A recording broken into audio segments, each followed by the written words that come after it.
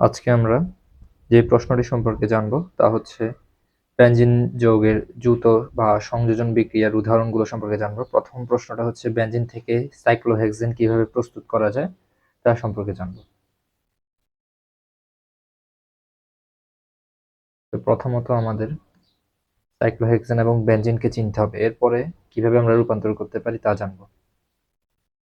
তো প্রথমত বেনজিনটা আমরা চিনি, বেনজিনের মধ্যে 6টা কার্বন থাকবে এবং প্রতিটা কার্বনের মধ্যে হচ্ছে গিয়ে একটি একটি করে হাইড্রোজেন থাকবে।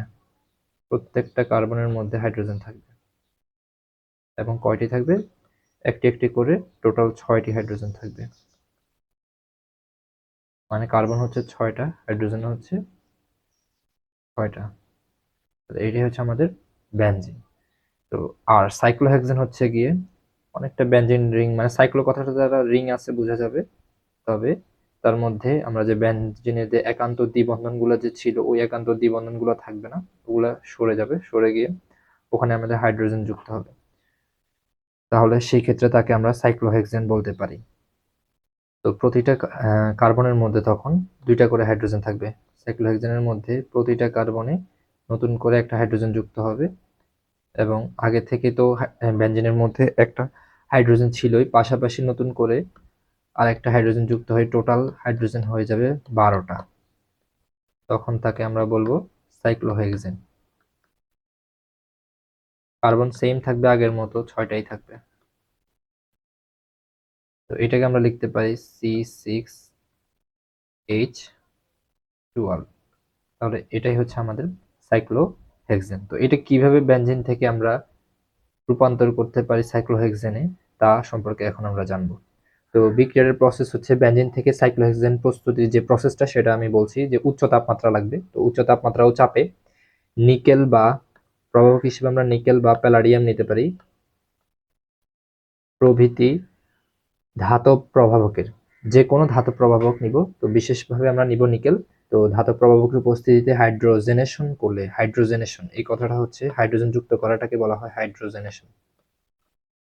হাইড্রোজেনেশন করলে, জেনেশন মানে হচ্ছে কি হাইড্রোজেন যুক্ত হওয়াটাকে বোঝাচ্ছে, হাইড্রোজেন যুক্ত হওয়া। হাইড্রোজেন যুক্ত হওয়ার প্রসেসটার নাম হচ্ছে হাইড্রোজেনেশন। তো আমি আরেকবার বলছি, উচ্চ তাপমাত্রা ও চাপে নিকেল বা প্যালাডিয়াম প্রভৃতি ধাতব প্রভাবকের উপস্থিতিতে, অথবা আমি শুধু নিকেল নিতে পারি, নিকেল প্রভাবকের উপস্থিতিতে হাইড্রোজেনেশন করলে বেনজিন 3 অণু হাইড্রোজেন গ্রহণের মাধ্যমে সাইক্লোহেক্সেন উৎপন্ন হয়। 3 অণু হাইড্রোজেন বলতে হাইড্রোজেন অণুটা আমরা যদি নিই H2, H2 হচ্ছে হাইড্রোজেন অণু, এটা কয় অণু নিব? 3 অণু নিব। তাহলে এই 3 অণু যুক্ত হয়ে সাইক্লোহেক্সেন উৎপন্ন করবে, কারণ আমাদের বেনজিন রিং এর ভিতরে হচ্ছে কি বন্ধন আছে হচ্ছে 3টা। একটা বন্ধন যদি আমি ভাঙতে চাই, এই বন্ধনটাকে যদি আমি ভেঙে ফেলতে চাই বা এখান থেকে যদি সরাতে চাই, উঠাই ফেলতে চাই, তাহলে 2টা হাইড্রোজেন লাগবে, বা 1 অণু হাইড্রোজেন লাগবে, অথবা 2টা হাইড্রোজেন লাগবে। তো সেই ক্ষেত্রে আমার টোটাল লাগবে হচ্ছে 3টা বন্ধন ভাঙা, সেজন্য আমাদের লাগবে 3 অণু হাইড্রোজেন গ্রহণের মাধ্যমে সাইক্লোহেক্সেনটা উৎপন্ন করবে। তো এইবার আমরা বেনজিনটা নিব, সেটা হচ্ছে C6H6 প্লাস 3 অণু হাইড্রোজেন নিব, বিক্রিয়া করবে নিকেল প্রভাবকের উপস্থিতিতে, লাস্ট পর্যন্ত আলটিমেটলি আমরা পাবো হচ্ছে গিয়ে সাইক্লোহেক্সেনটা। এটাই হচ্ছে আমাদের সাইক্লোহেক্সেন।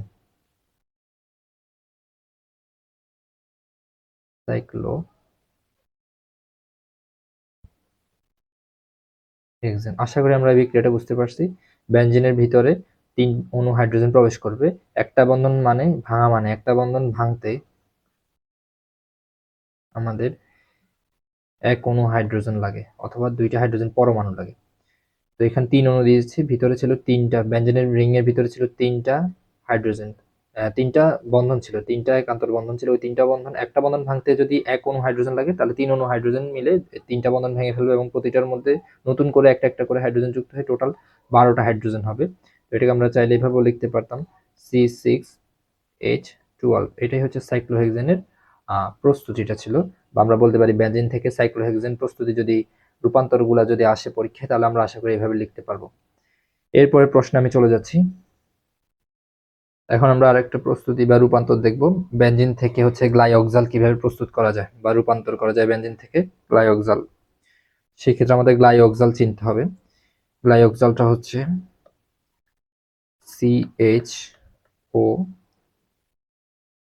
CHO, এটাকে আমাদের গ্লাইঅক্সাল বলা হয়।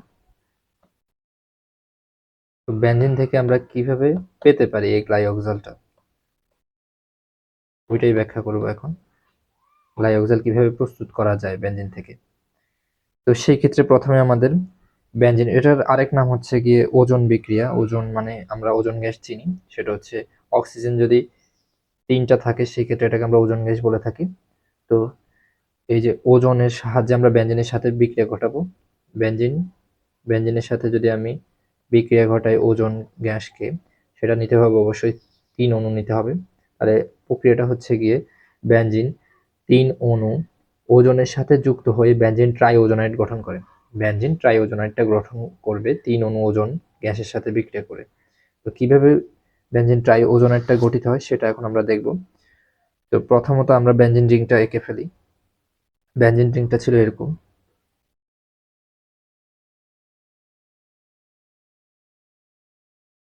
তার সাথে এখন আমাদের অক্সিজেন গুলা বা ওজোন যে O3 যেটা আছে ওটা যুক্ত হবে 3 অণু, 3 পাশ দিয়ে 3টা যুক্ত হবে। এবং আমরা জানি যে ভিতরে ছিল হচ্ছে গিয়ে আমাদের এই যে একটা বন্ধন, 2টা বন্ধন, 3টা বন্ধন, এই 3টা বন্ধন ভিতরে ছিল, ওগুলো এখন বের হয়ে যাবে। বন্ধনগুলো যখন ওজোন গ্যাসগুলো যুক্ত হবে তখন হচ্ছে এরকম হবে ওজোন গ্যাসগুলো। এই পাশ দিয়ে আমি দেখাচ্ছি যে এখানে যে বন্ধনটা ছিল ওই বন্ধন বরাবর আমি দেখাচ্ছি ওই বন্ধনটা ভেঙে গেছে, ভেঙে গিয়ে এখানে একটা অক্সিজেন যুক্ত হলো, এখানে একটা অক্সিজেন যুক্ত হলো, পাশাপাশি আরো একটা অক্সিজেন রয়ে গেছে সেটা যুক্ত হলো এই পাশ দিয়ে। তাহলে এই বন্ধনটাকে বাদ দিয়ে আমি এইখানে যে বন্ধনটা ছিল ওইটাকে বাদ দিয়ে আমি এখানে অক্সিজেনগুলো কিভাবে যুক্ত হলো সেটা দেখিয়ে দিলাম। সেম কথা হচ্ছে এইখানে যে বন্ধনটা ছিল ওইটার জন্য আমাদের একই রকম প্রসেস হবে। এখানে আমি আবার একই রকম ভাবে আরেকটা ওজন যুক্ত করে দিলাম ওজোন গ্যাসকে। সেম উপায়ে আমি এই জায়গায় যে বন্ধনটা ছিল ওই বন্ধনটার পরিবর্তে আমি এখানে আরেকটা ওজোন গ্যাস যুক্ত করে দিলাম। এভাবে করে এই যৌগটা তৈরি হলো এবং এই যৌগটার নাম হচ্ছে গিয়ে benzene triozonide. Benzene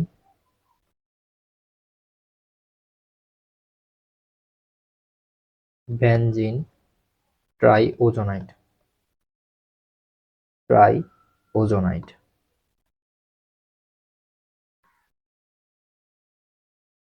benzene triozonide গঠন করলো। তো একে আদ্র বিশ্লেষিত করবো। এখন আমরা আদ্র বিশ্লেষিত বলতে হচ্ছে পানি দ্বারা, পানি দ্বারা আমরা আদ্র বিশ্লেষিত করব, করলে গ্লাইঅক্সাল বা ইথেন ডাইঅলটা উৎপন্ন হবে। তো উৎপন্ন বেনজিন ট্রাইওজোনাইডকে আমরা যদি আদ্র বিশ্লেষিত করি জিঙ্কের উপস্থিতিতে, জিঙ্ক প্রভাবকের উপস্থিতিতে আমরা যদি আদ্র বিশ্লেষিত করি পানি দ্বারা, তাহলে সেই ক্ষেত্রে 3 অণু গ্লাইঅক্সাল উৎপন্ন হবে। মানে আমাদের এই যে গ্লাইঅক্সাল যেটা ছিল সেটা 3 অণু উৎপন্ন হবে। এটা বোঝাই যাচ্ছে 3 অণু কিভাবে হবে, কারণ এখানে 3টা দ্বিবন্ধন ছিল বা আমাদের এখানে 3টা অংশ আছে, 3টা অংশ থেকে উৎপন্ন হবে। তো কিভাবে উৎপন্ন হবে সেই জিনিসটা আমি দেখাচ্ছি। এখানে আমাদের পানি আসবে। তো আমি প্রথমত এখানে পানি দিয়ে দিই, আমি বিক্রিয়াটা ভেঙে দেখাচ্ছি। যে পানি আসবে 3 অণু, 3 অণু যদি আমি জিঙ্ক প্রভাবকের উপস্থিতিতে আদ্র বিশ্লেষিত করি মানে পানি আনি, সেক্ষেত্রে 3 অণু পানি আনবো। তো প্রত্যেকটা ওজনের পাশে আমি একটা একটা করে পানি দিয়ে দিচ্ছি। যেমন এখানে আমি H2O পানি দিয়ে দিলাম, এই পাশেও আমি পানি দিয়ে দিলাম H2O, এই পাশেও আমি পানি দিয়ে দিলাম। তো আমি বোঝানোর সুবিধার্থে আমি এই অংশটাকে আমি একটু আহ নিচে লিখছি, আবার পুনরায় লিখতেছি, কারণ হচ্ছে কি আমাকে এখানে এগুলো একটু জটিল ভাবে আছে, এই জায়গায় আটতেছে না বোঝানোর ক্ষেত্রে, আমি এখানে দেখাচ্ছি। প্রথমত আমি আবার বেনজিন রিংটা নিলাম, এখানে আমাদের যুক্ত হয়েছিল হচ্ছে গিয়ে অক্সিজেন গুলো, ওজন ওজন গ্যাসটা যুক্ত হয়েছিল।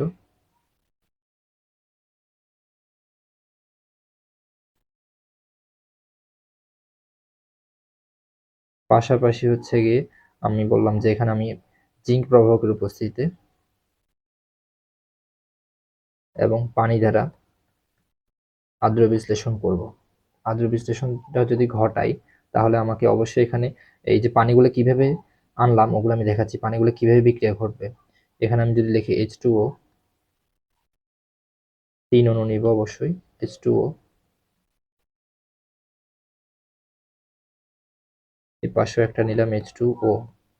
আমরা যদি খেয়াল করি এখানে এই যে H2O, আমি রেড কালার দিয়ে মার্ক করে দিচ্ছি, H2O এবং অক্সিজেন মিলিত হয়ে কি তৈরি করতে পারে? H2O2। এখানেও সেম কথা H2O2, এখানেও সেম কথা H2O2 তৈরি করতে পারে। তাহলে কয় অণু তৈরি করবে? 3 অণু H2O2, অথবা এটাকে আমরা বলতে পারি হাইড্রোজেন পার অক্সাইড উৎপন্ন করলো 3 অণু। পাশাপাশি আর বাকি থাকে কি সেটা আমরা খেয়াল করি। আমরা যদি এদিক দিয়ে খেয়াল করি, এখানে এর নিচ থেকে যদি আমরা দেখি এই বন্ধনটা ভেঙে যাবে, এখান দিয়ে আমি যে বন্ধনটা আঁকতেছি এই বন্ধনটা ভেঙে যাবে। ভেঙে গেলে এখানে আমাদের ভিতরে কিন্তু একটা কার্বন ছিল, এখানে একটা কার্বন ছিল, এখানে অক্সিজেন আছে, এখানে অক্সিজেন আছে। তাহলে এখান থেকে আমরা কি পেতে পারি? ভিতরে কার্বনের পাশাপাশি আমাদের একটা করে হাইড্রোজেন ছিল, ঠিক আছে? বেঞ্জিন কিন্তু আমরা একটু আগে এঁকে রেখেছিলাম, ওইখানে বেঞ্জিনের ভিতরে কার্বনের পাশাপাশি ছিল একটা হাইড্রোজেন, প্রত্যেকটা কার্বনের মধ্যে একটা একটা করে হাইড্রোজেন ছিল। তাহলে আমরা এখান থেকে বলতে পারি CH ও আছে এই পাশে একটা, এখানেও CHO আছে একটা, ভিতরে কিন্তু হাইড্রোজেন আছে, ওই হাইড্রোজেনটাকে আমি বের করে দেখাইলাম।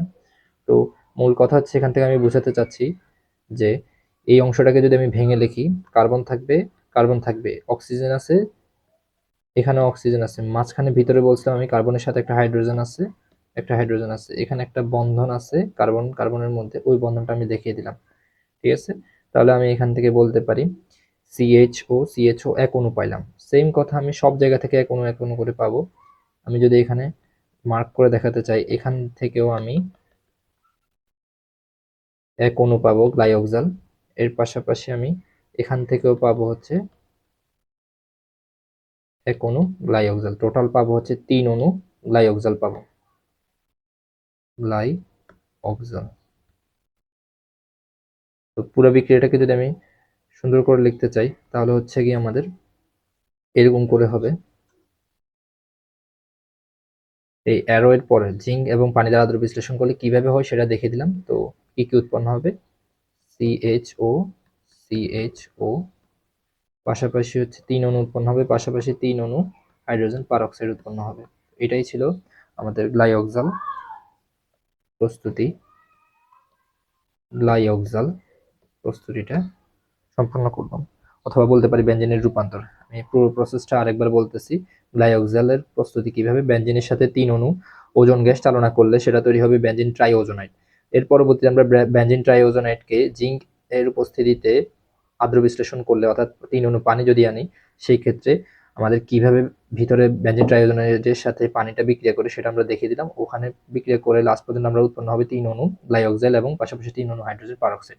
এটাই ছিল আমাদের এই প্রশ্নটার রূপান্তরের উত্তর। সেই প্রশ্নটা ছিল বেঞ্জিন থেকে কিভাবে গ্লাইওক্সাল প্রস্তুত করা যায় বা রূপান্তর করা যায়, তার উত্তরটা আমরা শেষ করলাম। তো আমি এর পাশাপাশি আরেকটা গুরুত্বপূর্ণ প্রশ্ন নিয়ে আলোচনা করতে চাই, যেটার উত্তর প্রায় হুবহু এটাই, এই যে মাত্র আলোচনা করলাম গ্লাইওক্সাল, এটা দিয়ে ব্যাখ্যা করা যায়। প্রশ্নটা হচ্ছে গিয়ে বেঞ্জিনে 3টি দ্বিবন্ধন রয়েছে। আমরা জানি বেঞ্জিনের ভিতরে কয়টা দ্বিবন্ধন থাকে? 3টা দ্বিবন্ধন থাকে। এই 1 নাম্বার, 2 নাম্বার, 3 নাম্বার, 3টা দ্বিবন্ধন থাকে। তো প্রশ্নটা হচ্ছে বেঞ্জিন 3টি দ্বিবন্ধন রয়েছে, বেঞ্জিনে 3টি দ্বিবন্ধন রয়েছে এবং এরা একান্তর ওজন বিশ্লেষণ বিক্রিয়া দ্বারা ব্যাখ্যা করতে বলছে।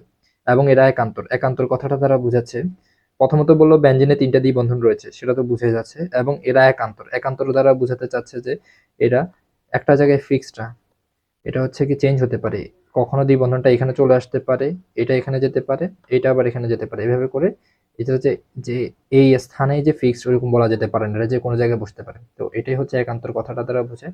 তো এরা একান্তর এবং হচ্ছে কি বেঞ্জিনের 3টি দ্বিবন্ধন রয়েছে, এটা ব্যাখ্যা করতে বলছে কিসের সাহায্যে? ওজন বিশ্লেষণ বিক্রিয়ার সাহায্যে। ওজন বিশ্লেষণ বিক্রিয়ার সাহায্যে আমাদেরকে ব্যাখ্যা করে বোঝাতে বলছে। তো সেটা আমরা একটু আগে দেখলাম ওজন বিশ্লেষণ বিক্রিয়াটা, তো আমি আর লিখছি না। এখানে ওজন বিশ্লেষণ বিক্রিয়াটা কিভাবে হয়, কিভাবে গ্লাইওক্সালটা উৎপন্ন হয় সেটা আমরা দেখলাম।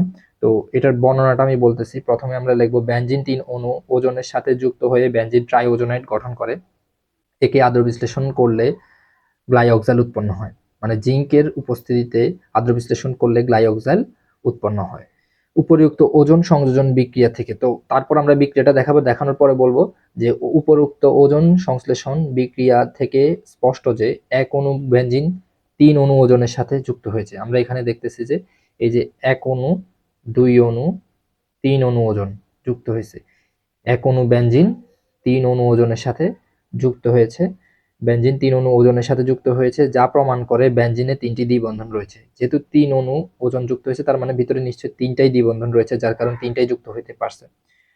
তো এবং এরা একান্তর। এটা দ্বারাই আমাদের এই প্রশ্নের উত্তরটা করলে চলবে। আশা করি আমরা এটা বুঝতে পারছি। এভাবে করে আমরা এই অতি গুরুত্বপূর্ণ প্রশ্নের উত্তরটা করব। তো এভাবে আজকে আমরা এই পর্যন্তই থাক। এগুলো যেগুলো বলছি এগুলো ভালোভাবে আমরা বাসায় দেখবো।